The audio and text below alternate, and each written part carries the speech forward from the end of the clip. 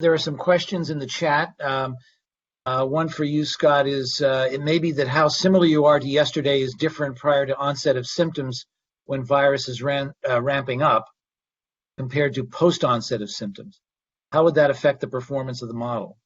That's certainly true. So like the model, you can see it ramps up towards the onset of symptoms, and then after the onset of symptoms, we see this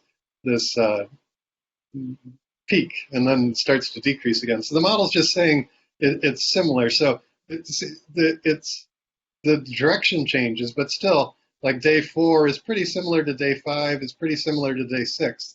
The direction of increase or decrease changes, but still we're seeing the same pattern. So I think it accounts for that pretty well. Like it's not forcing it to constantly increase or constantly decrease. It's a good question. There's another question. Will there be higher false positive rate contamination from sequencing to detect SARS-2? Who wants to take that? Yeah. I'd say there's definitely going to be different rates of false negatives in different assays, and it's going to take a lot of work to nail down which assay is the best and least false positives, most true negatives, to really try to get a feel for what each one's doing. Yeah, even I can add to this. Chris? Oh, sorry, go ahead. Go ahead, Chris. Yeah, I just wanted to add one point about this, because this is something that we actually spent the last few months trying to calibrate in setting up this assay, especially since the question is asking about sequencing. So if we're talking about sequencing-based assays, of course, the false positive is much, the risk for false positive is much lower, because we can actually see the amplicon and we can see the sequence of it, as opposed to a fluorescence readout where we cannot tell what the amplicon is. At the same time, I should point out that in an assay like this one, the one we're setting up, which is designed to be a research study that is just nominating individuals for a potential CLIA-approved test, we're less worried about false positives, because they are just meant to nominate individuals for the real test. At the same time, of course, we should point out that if the false positive rate is higher than the percentage of individuals we assume to be infected currently, then the test is quite useless. So we still did a major effort to get the false positive rates down as much as we can. And I think in the final version of the assay, we are pretty confident that we don't get spurious amplification from negative samples. Thanks. There's a question about sample dropout in pooled sequencing. How do you control for sample dropout in the pooled sequencing approach? Yeah, that's another very good point. So here we're working with the assumption that about 1% of individuals might be positive. And based on this, we calculated how many we can pool without getting to a significant dropout rate. At the same time, of course, we can do all the tricks that I discussed for the regular LAMP reaction by including an internal control, by including multiple viral genes, and only in those cases where we see human amplicons as well as multiple viral amplicons, then we can be certain that we're talking about a positive sample. There's a question about nasal samples being contaminated with staph that have catalase. Would that affect the test? So in our efforts, we've focused on saliva samples primarily. We haven't done too many comparisons with nasal samples. I know that there is recent data on anterior nasal swabs, which are, of course, just like saliva, they're very convenient in terms of collection method. I don't know how far the calibration has gone in terms of ruling out catalases or effects from other bacteria there. What we do know about saliva samples is that free RNA in saliva is very unstable. That's why it's very important for us to very rapidly progress to the deactivation stage, where we can deactivate not only the virus, but also RNases and other enzymes in saliva that would make detection much more difficult. So I think for a nasal swab-based assay, this would have to be done in the same way in order to prevent enzymatic degradation. Okay. Scott, there's a question for you on uncertainty.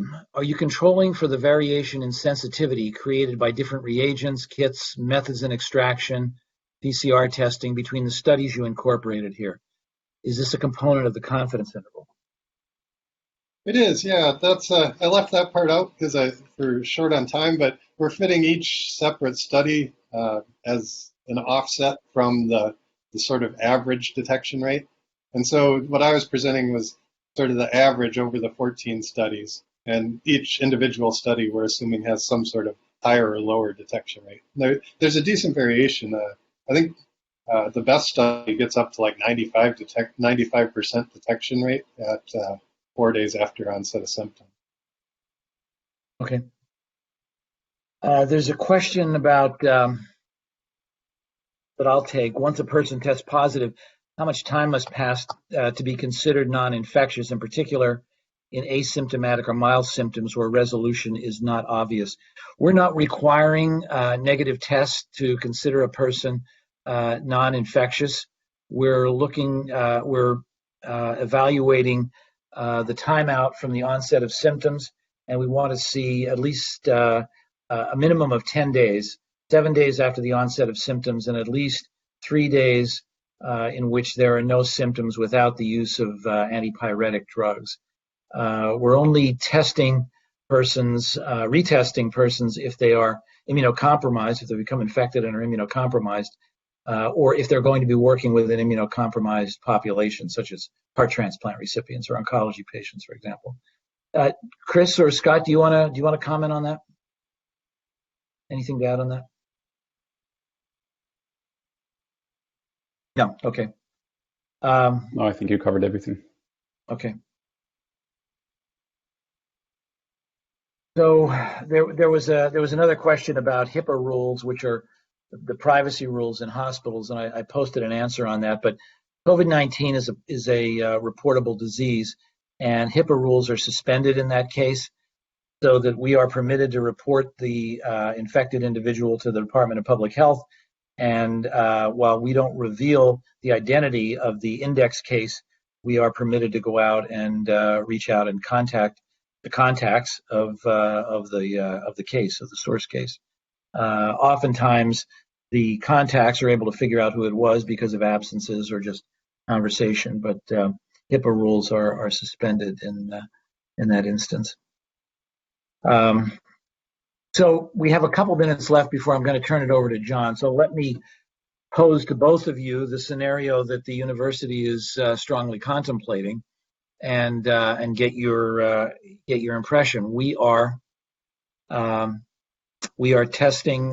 We are planning to test on arrival or prior to arrival and shortly after arrival, and thereafter only using the symptom tracker. So my first question is, what are your thoughts on that approach? And then I'd be interested in your thoughts on random sampling thereafter, as opposed to using the symptom tracker.